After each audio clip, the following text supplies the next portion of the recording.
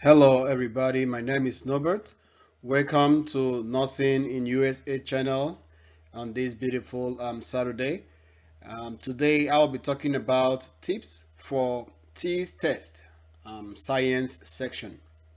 So today I will talk about everything that has to do with the science section of the TEAS, and I hope you will learn something from this video today. As usual, I told you in my previous videos that I'll be talking about these general tips every video that I will be presenting to you on the TEAS test. And the reason why I am repeating myself on this particular slide is to help you to retain the particular tips that you need to apply during your test day. And these tips will help you to move faster on your test day if you familiarize yourself with all of them. So as usual, the test is multiple choice, so it is beneficial sometimes to make educated guess. If you are not sure which answer is correct, make an educated guess is permitted. And most times, and not even most times, from experience, this has really helped me in not only in the TEAS test, but all the tests I have taken so far that are multiple choice tests. Um, as well, you can walk back sometimes when you are taking multiple test exam, multiple questions exam. You might have more success in answering a question by looking at the options first and working backward. This technique is especially useful in math questions. The next tip is you can look for absolute words. Um, Look for words that signals incorrect statements. For instance, the use of the words like always, never, all, only, must, and will. Statements using absolute or definite words like the ones I mentioned earlier, they tend to be incorrect because they do not apply in all situations. Next tip is recognize opposite response options. So when you recognize opposite options, when you recognize opposite response options, if you find in this situation, if you find two opposite response choices, one is probably the correct answer. When you see two opposed answer options, let me say, on the answer option, you happen to a question in your exam, and on the answer option, you happen to see hot and cold. One answer option is hot, the other one is cold. So the answer will be either of them. That they can be the answer cannot be two of them at the same time because it is either something is hot or it is cold. So another tip is that you can cover up the choices and answer the questions. The choices might make you second guess yourself. If you know the answer to any question without looking at the choices, choose the option closest to your answer and not second guess yourself by reading the distractors. So and the last tip that I'll be giving you on this slide is learn how to rule out wrong answers by using your existing knowledge. You might be able to identify an incorrect answer. So in this situation, eliminate incorrect answers and focus on the remaining choices. So now we're going to look at spontaneous points for TEAS science test. So what I would do henceforth to the last slide is to like juggle your mind and your brain regarding points or information that you need to be conversant with. And I would like to bring to your awareness that you have to bear in mind that the information that you will get from the science test will only help you to answer questions from the teach test based on scenario. So don't expect that, oh, they teach, the ATI will ask you, um, define independent variable, or what do you understand by dependent variable. No, they won't ask you such questions, but rather have in mind that they will ask you scenario questions where you'll be able to apply the knowledge you have, or the knowledge you've acquired by studying for the test. So it is important that you know your stuff. So that was why from this slide to the last slide, I will be like spontaneously reminding you or asking you to make sure you know solid points that are important, are vital for you to pass your science session of the test. So what's gonna happen is that I will like juggle your mind from, I will spread it out. So first off, on the science session of the test, you will be tested on human anatomy and physiology, and also you also be tested on life and physical sciences, life and physical, basically chemistry. So also note that before you take this test, I said it in my last video, before you embark on this test, make sure you've taken all your prerequisites for nursing school. Doing this will help you. And the science portion of the TEAS is the most cumbersome. You have a lot of information on the science section of the TEAS. So you're gonna have to prepare and prepare, test yourself, and not as if you're gonna leave other stations, no, but you're gonna have to put more time to the science section because you have a lot of information to process. So the the first point I would like you to call to mind is the directional or positional terms. So make sure you are familiar with directional or positional terms like the superior part of the body, the inferior. When you hear the superior, you're talking about the upper part of the body. When you hear the inferior, that's the lower part of the body. So when you hear of anterior, anterior is the front. Like when you say anterior, you're talking about your face up and down, from up top to the bottom. Whatever is in front of you sees your anterior part. The posterior is your back. So when you hear anterior is front, when you hear posterior, it means back, and etc. There are other distal and other parts of the body that you must make sure that you are familiar with. So make sure you familiarize yourself with the acronym for the taxonomy questions. So when you know this acronym, you will be able to tackle any question that comes from the that comes under the taxonomy.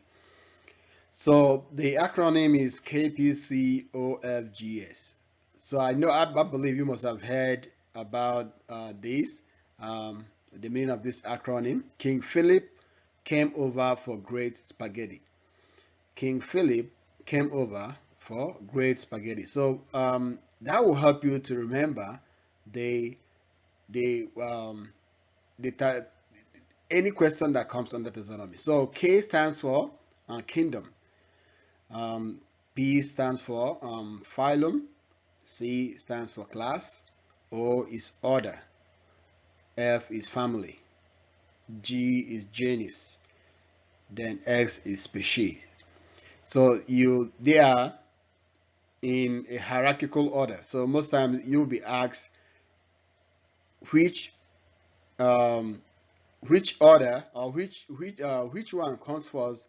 Maybe they will ask you in the taxonomy question which of these comes first, whether it's the kingdom, the phylum, or which one comes last. So bear in mind that the species comes last in that class, and then kingdom comes first. So just use this acronym to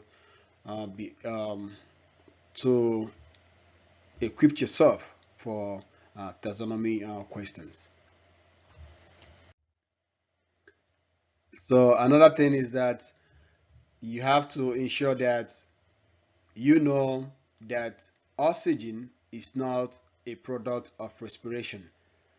So when questions that has to do with respiration come up, be able to remember that oxygen is not a product of respiration. Then when talking about respiratory system, you ensure that respiratory system delivers oxygen to the body and expels carbon dioxide. So through the respiratory system, oxygen is delivered to the body and carbon dioxide is expelled. So in other way, we are talking. In other way, we are talking that. I am saying that we breathe in oxygen and breathe out carbon dioxide. So make sure you know that the patella and the tendon are sesamoid bones. The patella and the tendon, these are types of bones. So make sure you know that they fall under the sesamoid bones. So under chemical elements, in order to do any calculation there, you must know that atomic mass is equals to proton plus neutron. So when you are asked about the atomic mass, know that it's going to be the outcome of adding the proton and the neutron. Then the atomic number is equals to the number of protons, which is equals to the number of electrons. Sorry. So atomic number is equals to the number of protons, then which is equals to the number of electrons. Most times you'll be asked the electron, not the atomic mass. So you know how to cross multiply or balance the equation in order to get the particular question. Whether you're asked for the proton, atomic mass, or the neutron, know how to balance the equation in order to get the correct answer. So have in mind that protons and neutrons are located on the nucleus of a cell. So the protons and the neutron are located on the nucleus of a cell. Another point is that electron is located on the outermost shell.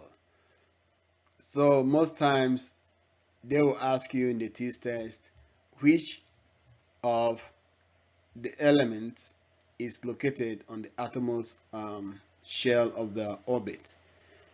Always know that the electron is the one that is located on the outermost of the shell. I think there was typo error in this, so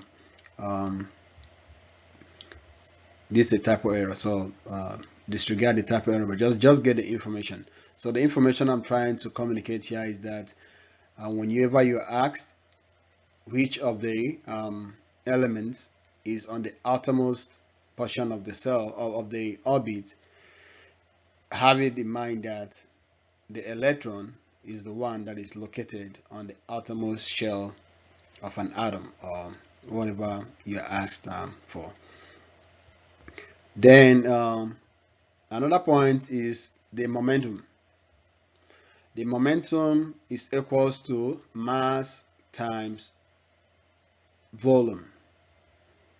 So whenever you want to do a math that asks for the momentum, have in mind that you're going to be timesing or multiplying the mass that is provided and the volume that is provided in that question. Momentum is equals to mass times volume. So to convert degree Celsius to Kelvin,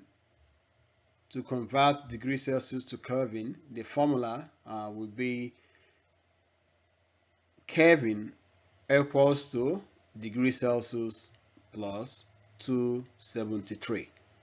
So the formula to solve for the conversion of degree Celsius to Kelvin is Kelvin equals to degree Celsius plus 273. Don't forget this formula. It's going to be helpful. So If you want to solve for power, power is equals to energy divided by time. Velocity is equals to displacement divided by the time. Then density is equals to mass divided by the volume. The sinoatrial node is the natural pacemaker of the heart. Have it at the back of your mind that whenever you hear about the sinoatrial node, the question is talking about the sinoatrial node. First off, you have to know what the sinoatrial node does. So what it does is that it is the natural pacemaker of the heart. Don't forget that. Sinoatrial node is the natural pacemaker of the heart. So the function of the ribosome is to help in protein synthesis. Ribosome helps in the protein synthesis. Also know that there are 11 organ systems in the human body. So most times you'll be asked, how many organ systems do we have in our body? So we have 11 organ systems in our body. Disregard the typo error on this organ. It's supposed to be N, not M. So the plasma cell secretes the antibody. So what secretes the antibody in our body is the plasma cell. So in inverse relationship, one factor decreases while the other increases. In inverse relationship, one factor decreases while the other increases. So the questions may come asking, oh, since, okay, for example, you are heating a water on a high temperature, and you will see that the gases increase while the liquid decreases. They may ask you, what type of relationship is this?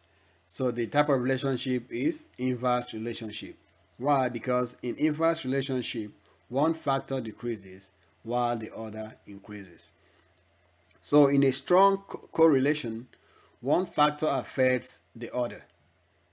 In a strong correlation, they may ask you what type of correlation existed in a particular scenario.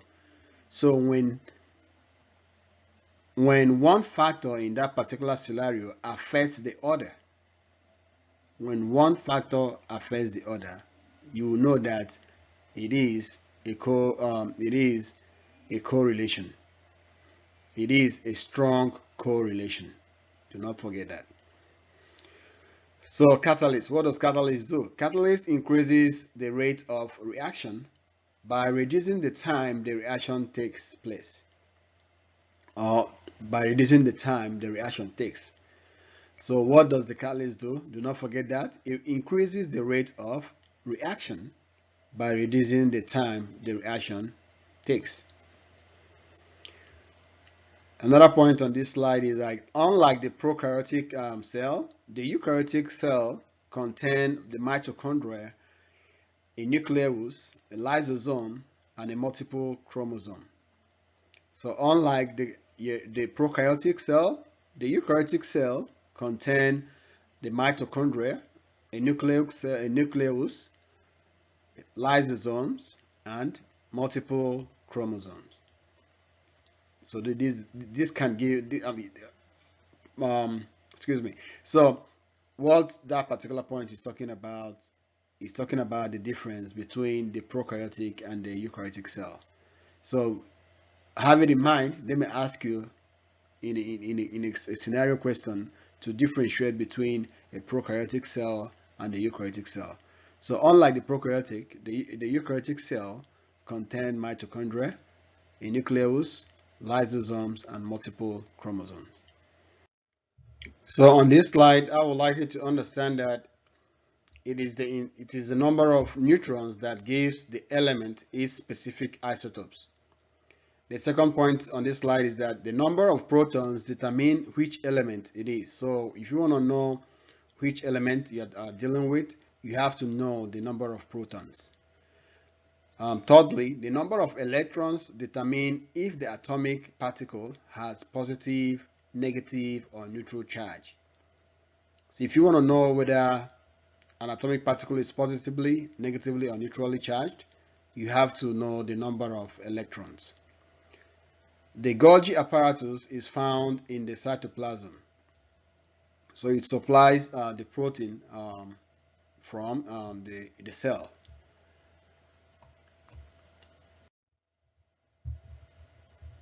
So on this slide,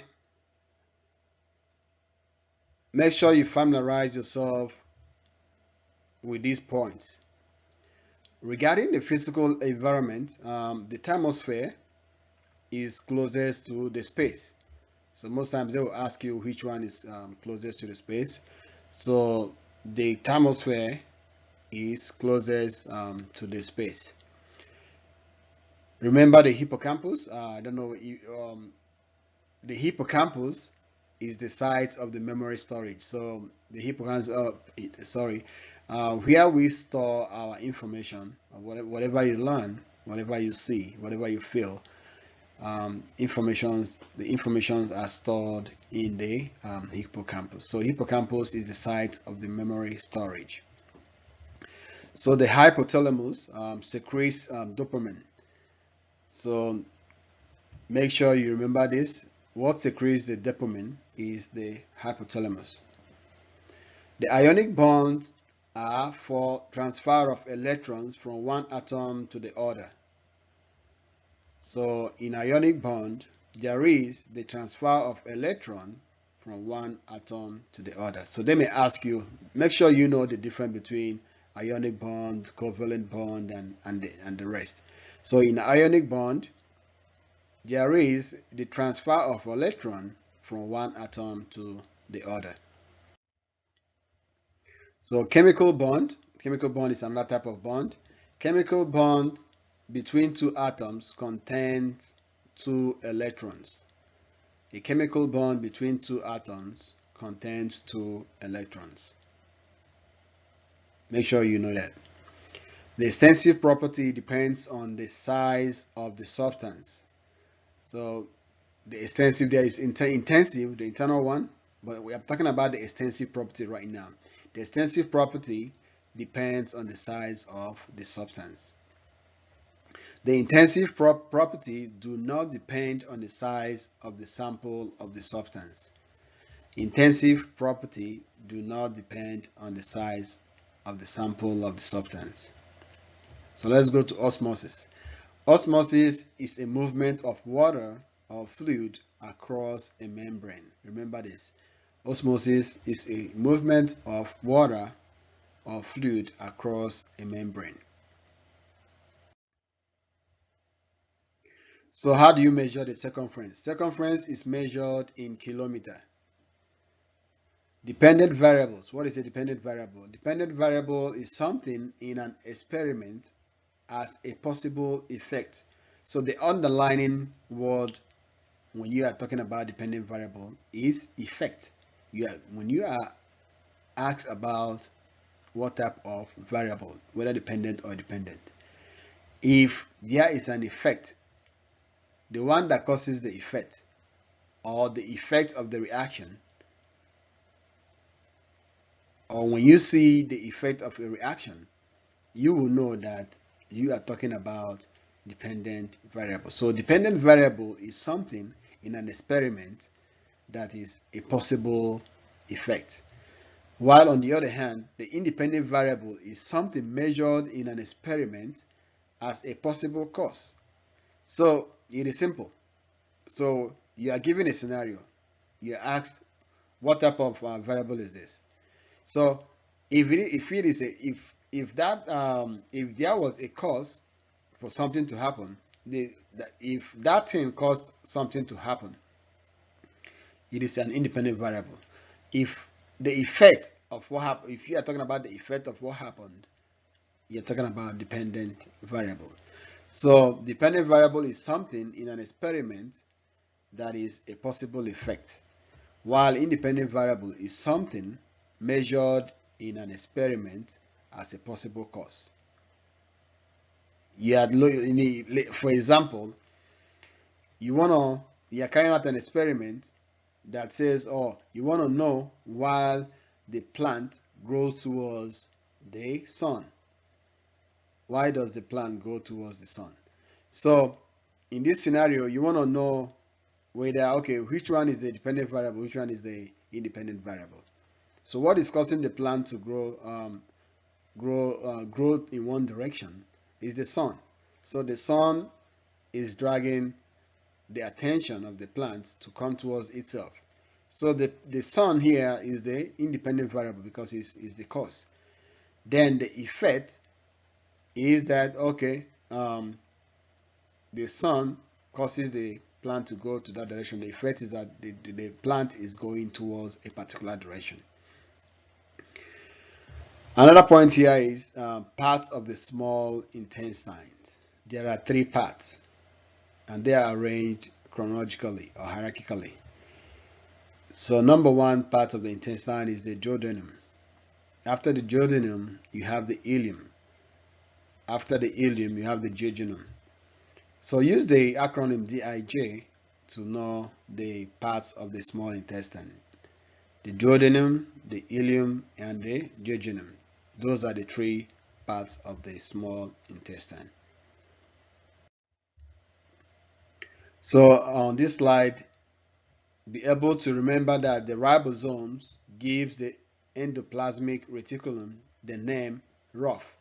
So remember, we have the rough endoplasmic reticulum and the smooth endoplasmic reticulum. So what makes one endoplasmic reticulum rough is the ribosome. So ribosome gives the endoplasmic reticulum the name rough.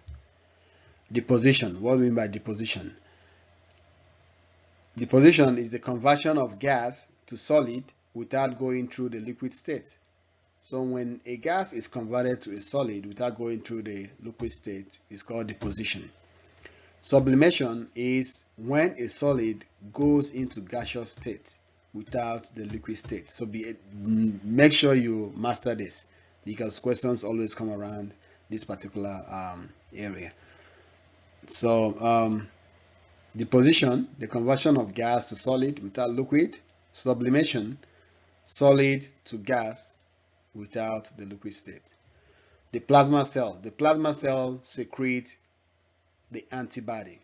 Plasma cell secretes antibody.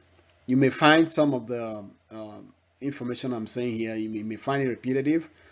Some of them may come 2 times, but the more it comes, the better for you, because it will help you to remember and retain the information. And when you retain it, it's easier for you to recapitulate during the exam or the test. Yeah, so on this slide, I would like you to know that proteins are created in a process known as translation. So translation is a process of creating proteins. Transcription, on the other hand, transcription factors are responsible for bringing all cell differentiation. Transcription factors are responsible for bringing all cell differentiation. The 3rd point here is the nucleus of an atom is composed of proton and neutrons. The nucleus of an atom is composed of protons and neutrons.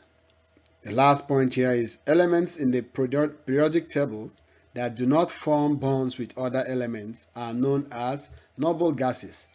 So elements in the periodic table that do not form bond with other elements are known as noble gases. So noble gases, they do not form bond with other elements. Have that in mind.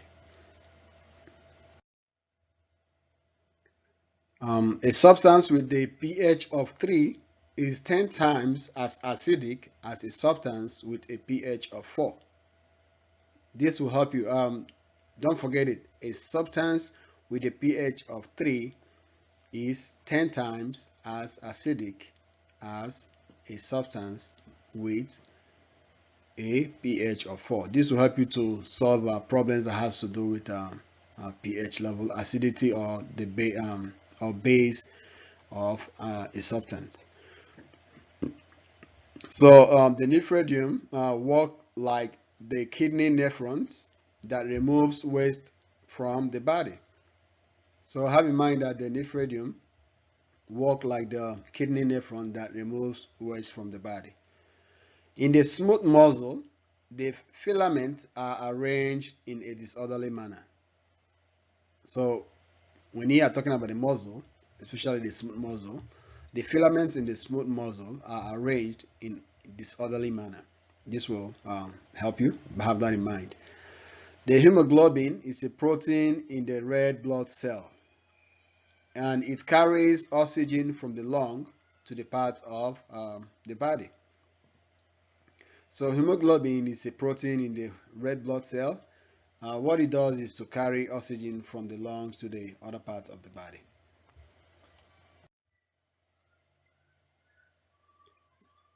The rib. So when you're talking about the rib, have in mind that the rib is a flat bone. When the question comes, what type of bone is the rib? Have in mind that the rib is recognized as a flat bone. Plasma cell is a pale yellow component of the blood that carry the red blood cell, white blood cell, and platelets through the body. So in order to know or remember what plasma is a pale yellow component of the blood, and its function is to carry the red blood cell, the white blood cell, and platelets throughout the body. Sudden frightening leads to the liver cells releasing glucose into the bloodstream. Have it in mind. Sudden frightening leads the liver cells releasing glucose into the bloodstream. So what's the difference between the systole and the diastole? So for the systole, a portion of the cardiac circle that expels blood. That's a typo there. Disregard it. So systole is a portion of the cardiac circle that expels blood. So the systole is portion of the heart that expels blood out of the heart. So the diastole, portion of the cardiac circle that refuels blood. So that one brings back blood into the heart. So systole expels blood, while diastole refuels blood. Don't forget that. So cardiac cells generate electric impulses. Remember, cardiac cells generate electric impulses. So the corpus luteum produces progesterone. So have it in mind that one of the functions of the corpus luteum is to produce progesterone. So the sinoatrial node is located in the top section of the right atrium. What is the location of the sinoatrial node? The sinoatrial node is located in the top section of the right atrium. So when you ask question about the gallbladder is the organ that stores bile. And how does the bile, how is it produced? The bile is produced by the liver. So the gallbladder is the organ that stores bile, and the liver produces the bile. So another function of the liver is that it regulates glycogen storage. The liver regulates the glycogen storage. The pancreas produces insulin. So what the pancreas does is to produce insulin. The lymph node filter debris from intracellular spaces. So what the lymph nodes do is to filter debris from intracellular spaces. Photosynthesis. So what is the formula for photosynthesis? So in a photosynthesis,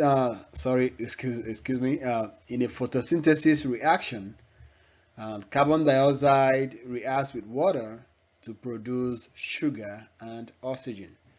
So in a photosynthesis reaction, carbon dioxide reacts with water to produce sugar and oxygen. The absorption of vitamins and water takes place in the large intestine. Remember that. Where does the absorption of um, vitamins and water takes place? It takes place in the larger intestine or in the large intestine. That's a typo. It takes place in the large intestine. Digestion and absorption takes place in the small intestine.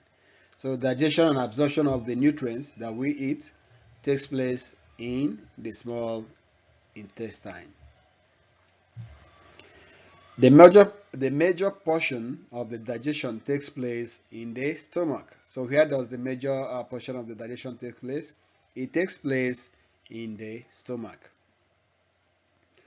So what is the function of the kidney? So kidney, I was watching one of the videos. It should be restart rain. It's not level up. It should be restart rain or simple nursing. So the guy there, I like the illustration he used for the kidney. So the function of the kidney is to filter the blood. So the illustration he used the washing machine. You know, when you put your clothes in the washing machine washes it. When it washes it, it washes off the dirt. After washing, it rinses. So washing the dirt then rinses the dirt out from the clothes. So that's what you can apply that to the kidney. So what the kidney does in the human body is to filter the blood and make it clean. So just remember that tips to that will help you to know or remember the function of the kidney. Um,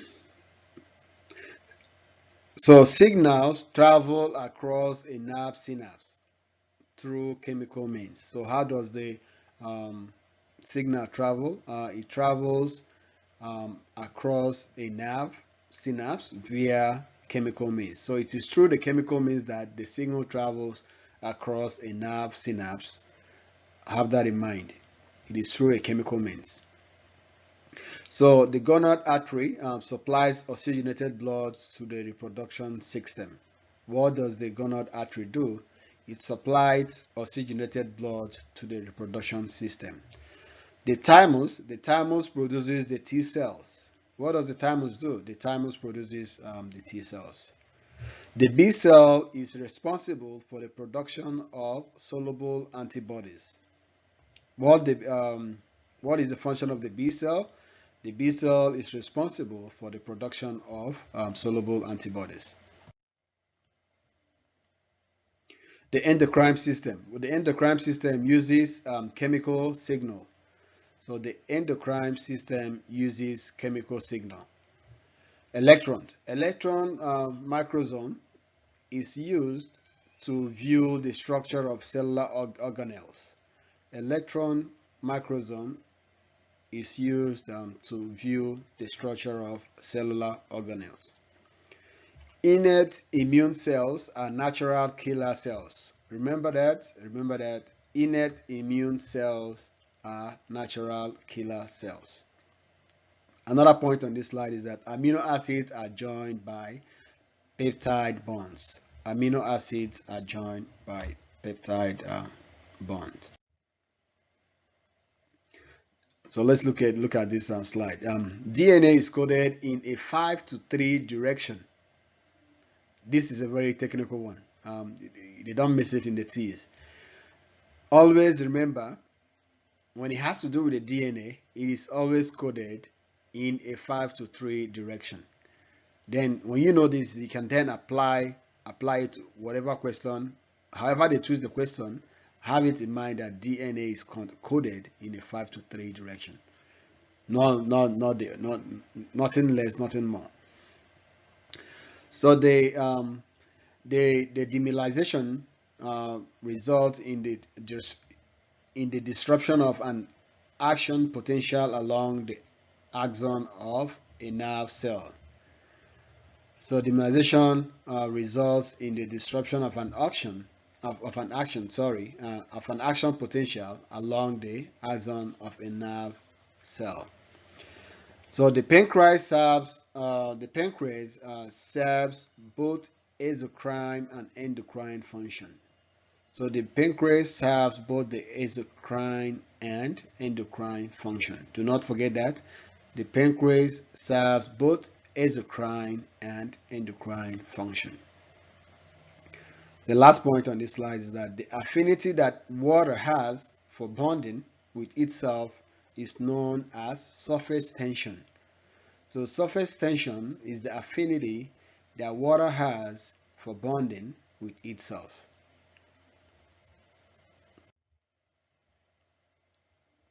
The somatic nerve system controls voluntary motor movements. Somatic nerve system controls voluntary motor movements. There are 4 types of tissues in the human body. What are they? The muscular tissue, the epithelial tissue, the nervous tissue, and the connective tissue.